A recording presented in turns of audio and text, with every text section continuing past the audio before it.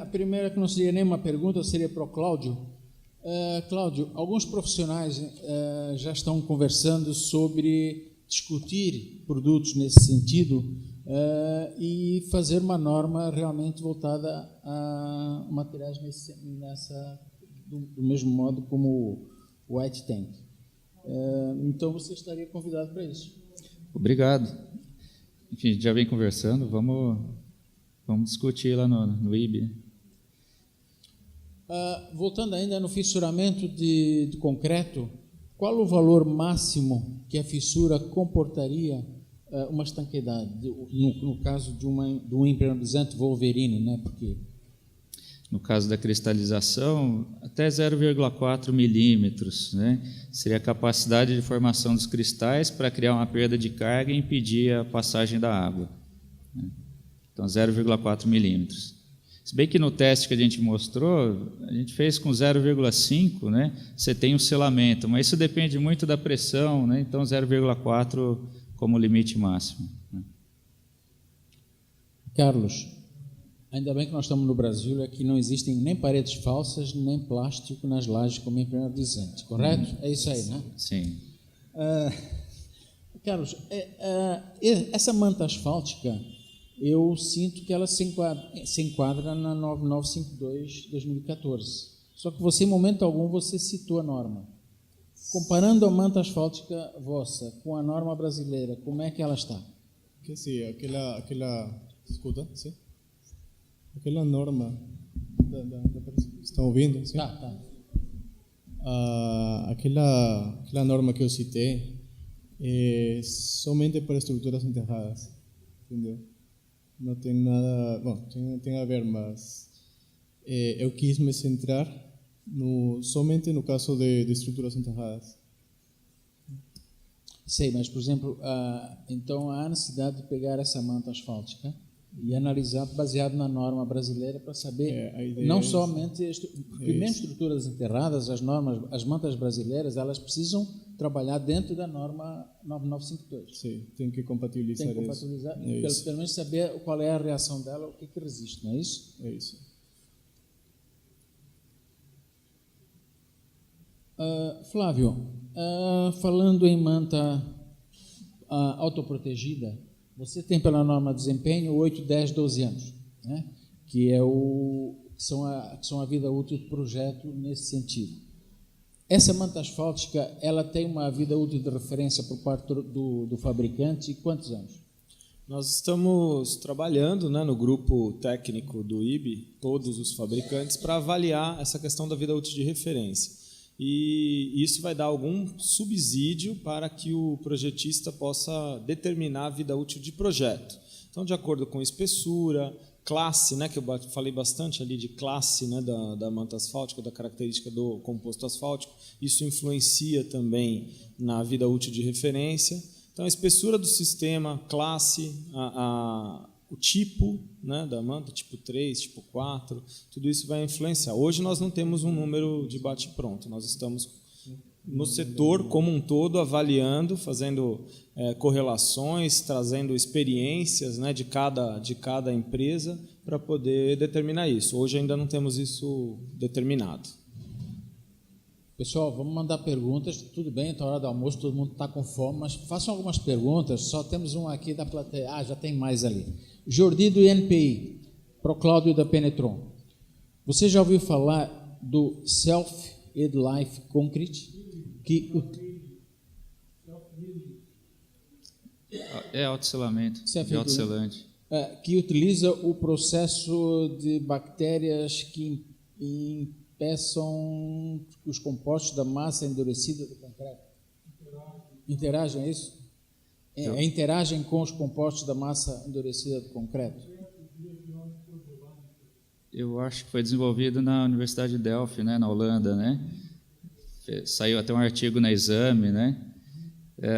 Conheci só através do Exame, não conheci a tese, enfim, mas é uma outra forma de você ter autocicatrização, né? Utilizando essas bactérias, né? Agora, o processo de incorporação, enfim, de encapsulamento delas, não conheço a manipulação, né? Não conheço em si os detalhes, né?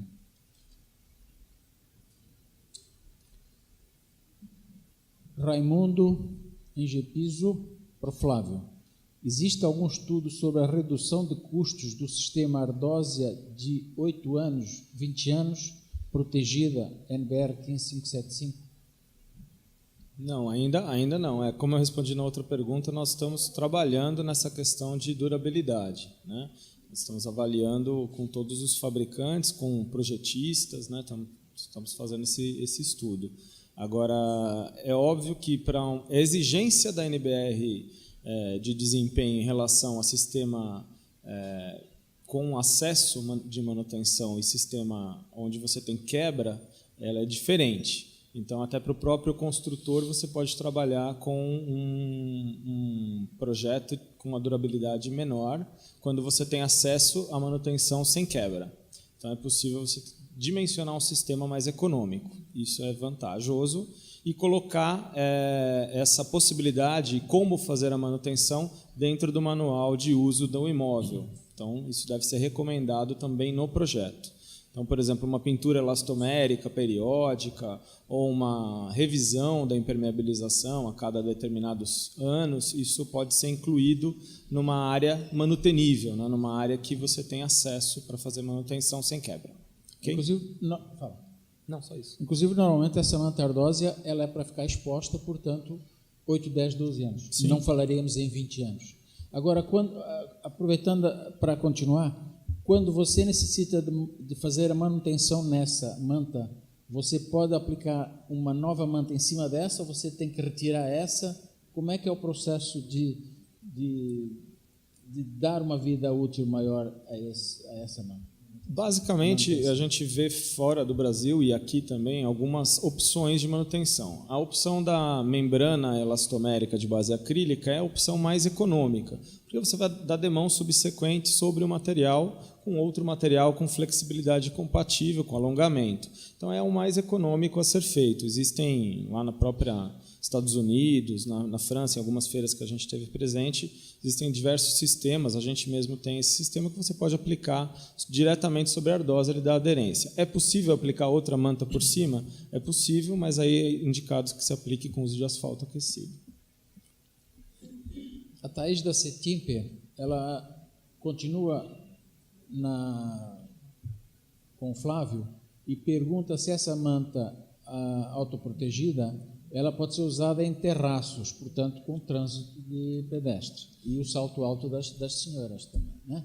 O salto alto já são poucos materiais que vão resistir. Na verdade, essa é uma manta para áreas de baixa utilização, né? Por exemplo, terraços e coberturas, que você só vai ter manutenção eventual, né? Áreas que você vai fazer o uso esporádico, né? O uso constante não é indicado. Aí a gente realmente tem que cair para os sistemas que vão ter revestimento e proteção. Agora, existem muitas áreas onde, aqui mesmo no Rio, a gente vê, visitando obras, onde poderia ser adotado esse sistema e hoje se adota o piso só por uma questão, às vezes, de falta de levantamento de custo ou de projeto, né? Então, essas áreas, eu acho que elas devem ser contempladas. Ok? Obrigado. Carlos, uma pergunta. Você falou um pouco ali que a manta asfáltica é trilaminada. Por favor, explica um pouquinho esse trilaminado. O trilaminado quer dizer que tem no processo de fabricação tem uma espessura como se diz espessura? Uma camada de asfalto, tem o reforço interno da manta e a última camada de asfalto, né? Por isso que é pelo processo de... Não, então é o processo comum de acabamento, asfalto e estrutura. Não, porque existem alguns outros que recebem 2 estruturantes, um de fibra de vidro, outro de poliéster, por isso é que eu pensei que fosse assim. Obrigado. José Franco, da Primer, pro Cláudio, ele faz uma afirmação. Eu já fiz uma cisterna enterrada com Admix e Penetron na superfície. A parede fissurou e o externo deslocou. É uma patologia? E o quê? Não entendi. E o externo deslocou. Que é isso? A parede externa?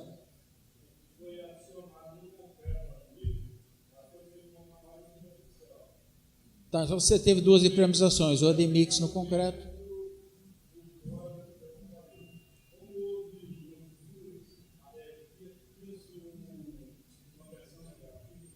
Sim, sim.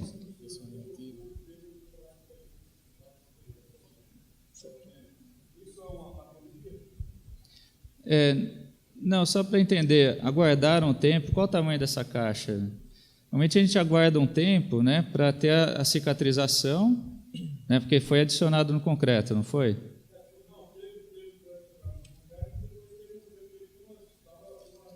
Sim, sim.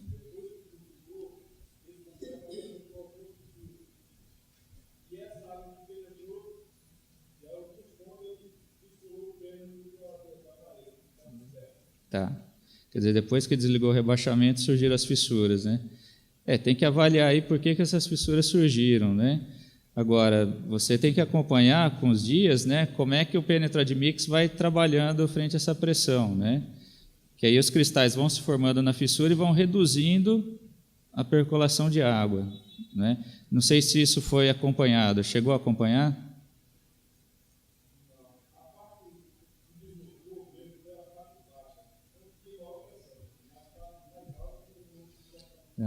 Que esse deslocamento... Ah, tá.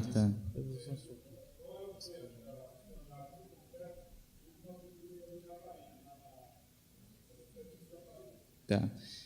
Na verdade, essa membrana que eu aplico, ela por si só ela não é impermeável, ela não é barreira, né?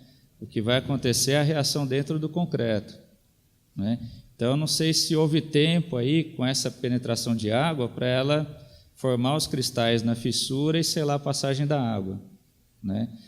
Normalmente é assim, ou você adiciona ou você aplica a pintura, né? Um dos dois, né? Então, o que eu diria assim, normalmente ao longo dos dias você já nota esse selamento. Agora, tem que ver por que surgiu essa fissura. Se ela surgiu logo depois do desligamento do rebaixamento, tem que avaliar se essa caixa foi dimensionada para suportar essa pressão, né? Aí eu posso ter uma fissura ativa naquele ponto. Se for uma fissura ativa, né, aí os cristais não conseguem selar, aí eu tenho que trabalhar com material flexível, né?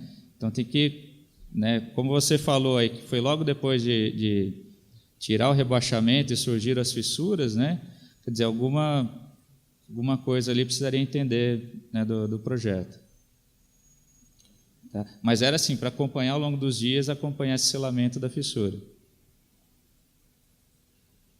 Cláudio, uma pergunta. Com relação à vida útil do projeto, o que o projetista poderá dar com relação ao teu produto? Essa é uma boa pergunta. Acontece que nós... todo o trabalho dessa tecnologia é em cima do concreto estrutural, né? Todos os ensaios de desempenho são relativos ao concreto, penetração de água, né? Não são ensaios de puncionamento, tração na flexão, né? Alongamento, são ensaios no concreto. E como são materiais de base mineral, eles não são de base orgânica, eles não se decompõem ao longo do tempo, né? Então, normalmente, a vida útil seria a mesma vida útil do sistema estrutural, né? 50, 63, 75, né? Então, isso é algo até ser discutido, né, em termos de norma, porque nós não estamos falando de um material que por si só é impermeável, nós estamos melhorando o desempenho do concreto, entendeu? Então, em termos de vida útil, né, primeiro, é um material que melhora o desempenho do concreto e não é base orgânica, é base mineral. Thaís da Cetimper pergunta para o Carlos: qual o procedimento para tratar vazamentos que surgirem após a concretagem do subsolo? Você faz a impermeabilização, depois você faz a concretagem de piso e parede, está pronto, liberou o lençol freático, surge vazamento, não é isso? Então, e aí o que você faz? Sim, você faz a impermeabilização normal, tá? Depois disso, no solo. Depois disso, você faz a concretagem de piso e parede. Claro. Pronto. Aí está pronto para continuar o trabalho. Aí se libera o lençol freático.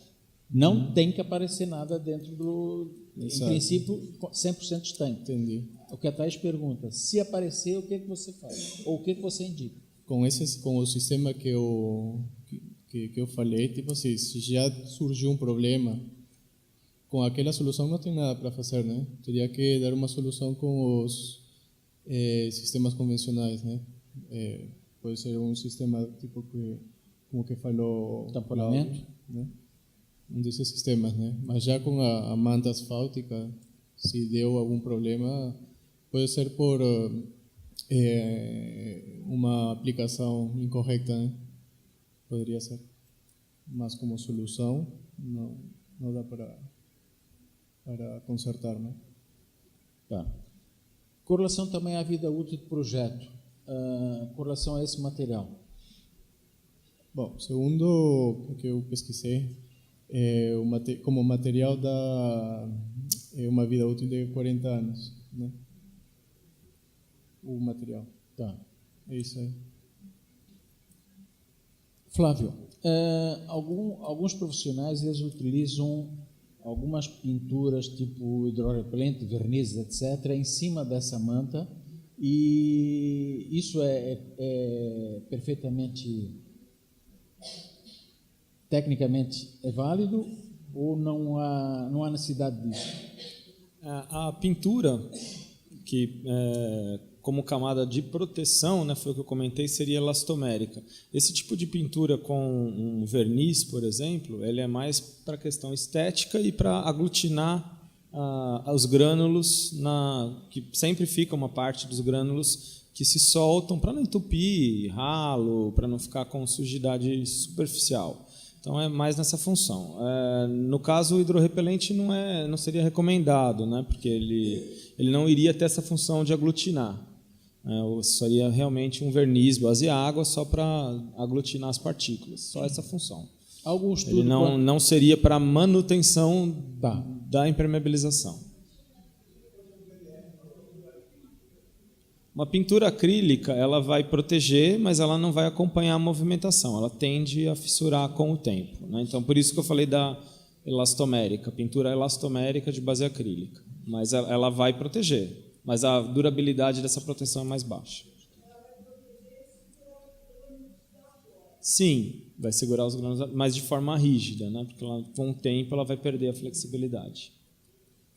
Algum estudo comparando a manta asfáltica normal, PP, onde você faz a proteção mecânica, ou até o isolamento térmico primeiro e proteção mecânica, comparado com a manta autoprotegida em termos de envelhecimento? Envelhecimento. O envelhecimento vai estar ligado realmente à variação térmica, né? Lógico, você tem uma proteção mecânica, você tem uma redução da variação térmica no impermeabilizante. Isso é um efeito positivo, embora que, como a gente viu ali, 2,5 cm e 3 não fazem uma diferença muito grande. O grânulo de ardose é lógico, ele não vai ter essa proteção térmica tão elevada. Por isso a pintura elastomérica tende a ser bem utilizada para isso. Essa emulsão sobre os grânulos de ardose, não fala na ficha técnica da manta autoprotegida. É mais uma prática executiva, não é uma necessidade, né? Você tem sempre, ainda que soltem alguns grânulos, porque ele está sobre o asfalto, mas conforme o andar, né, ele pode se soltar, a manta vai continuar protegida. É mais por uma questão executiva aí de sujidade durante o uso, só isso. Tem mais uma pergunta do Carlos da Gercom para o Cláudio. Ao adicionar o admix no concreto de uma laje de cobertura, há necessidade de realizar uma impermeabilização na superfície da laje exposta a intempéries, ou o aditivo no concreto já garante a estanqueidade da mesma? Boa pergunta. Fala.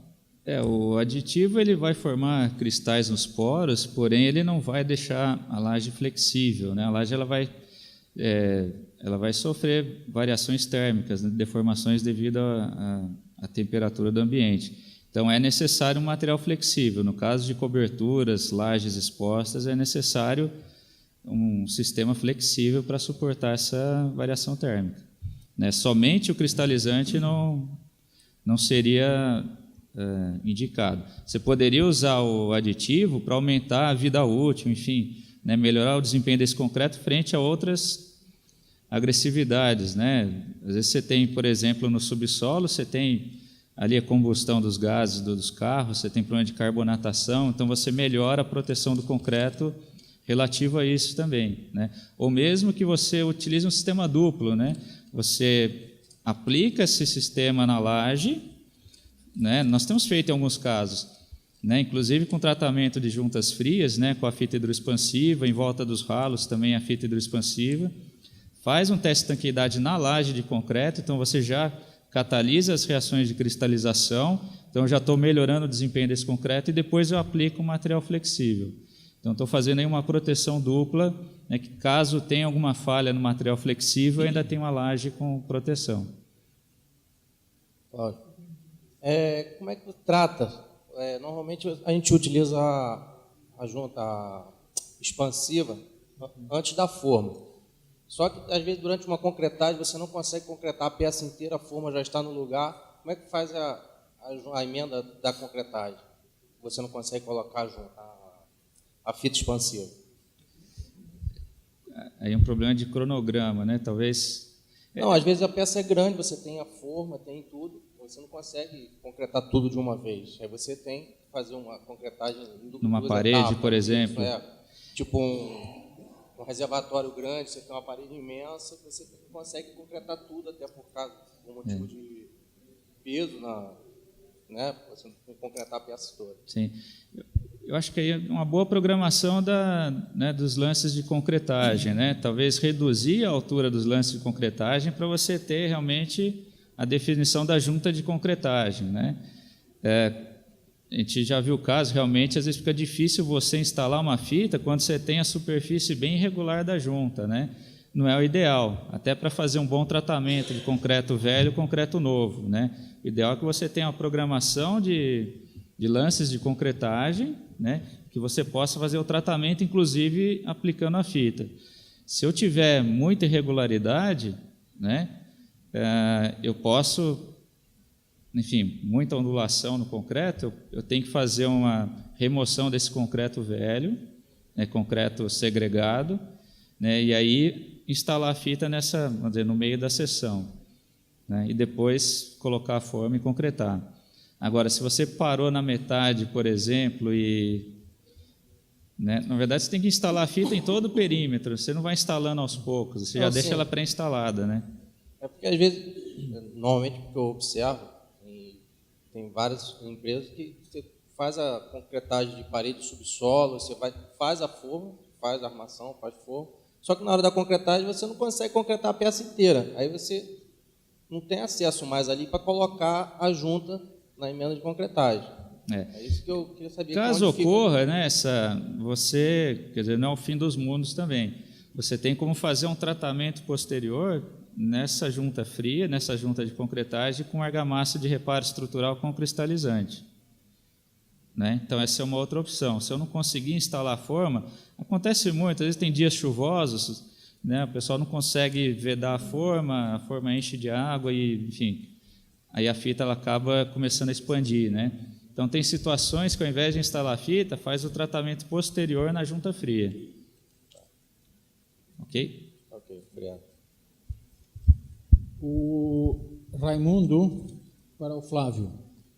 O sistema hemantardósia contribui para a formação da ilha de calor? Essa é uma pergunta.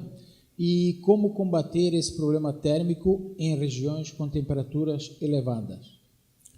A formação de ilha de calor ela tem a ver com a refletância, né, refletividade e tudo. Né? Então, comparado com o sistema lá fora, né, o pessoal utiliza a manta asfáltica sem proteção nenhuma, em alguns casos. Né?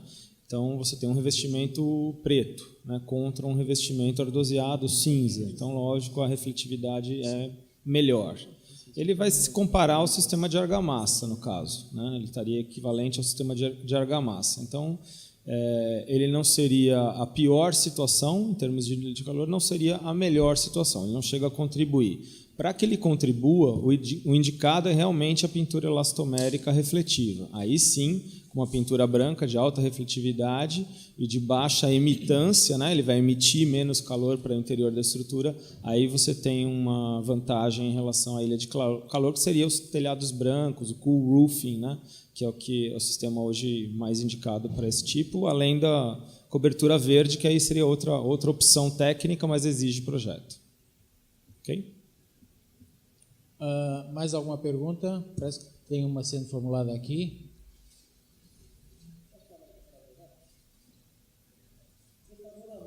Peraí. O senhor, você falou da manta ardoseada, no caso ali da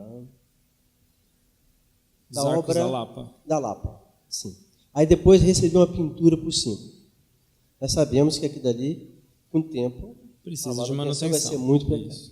Você lembra, existiu a manta que era o bidinho exposto para receber todo tipo de proteção, inclusive de várias cores da própria manta para ela ficar exposta ao tempo. E a manutenção seria muito melhor de se fazer. E o custo seria muito mais barato. Então, o que você está falando seriam as mantas pintáveis, né? Mantas com TNT poliéster externo. Tá? Então, é uma outra opção, existe a manta com TNT poliéster. Hoje é muito pouco utilizada por conta de projeto, quase não existe demanda para esse tipo de manta, mas existe. Nós temos em linha, acho que, se não me engano, a Viapol também tem em linha, alguns fabricantes nacionais têm. A diferença é que o TNT pintável ele tem uma espessura menor, ele aceita pintura elastomérica também, mas a resistência durante o uso, né, antes da pintura, né, quando o cara vai andando com a bota, ele tende a danificar um pouco mais. Então, ele sem a pintura, durante a execução, ele não é tão legal. Aqui a gente optou realmente pela ardoseada, pela questão realmente de resistência e até textura, né? A textura com o TNT ela fica muito lisa, e ali a textura você tinha que comparar com um revestimento externo que era uma argamassa mais de poros mais abertos, então a texturização era mais ou menos próxima também. Então o acabamento dela pintada fica bacana nesse sentido, parece uma textura. Diferente de uma pintável, ela fica muito lisa. Ok? Mas também é uma opção, não é uma opção dispensável, também é interessante. Inclusive, essa manta com acabamento de bidinho, vamos falar assim, ele foi muito utilizado, muito projetado em cadeiões, principalmente Minas Gerais, etc. Isso. E, ultimamente, não se ouve falar muito. Não sei se não estão fazendo cadeiões ou não estão fazendo a impermeabilização. Mas eu acho que essa manta foi muito utilizada. Laje inclinada, a impermeabilização aplicada em cima diretamente, pintura branca. E o bandido quisesse fugir, subisse em cima, então era um alvo fácil de ser localizado.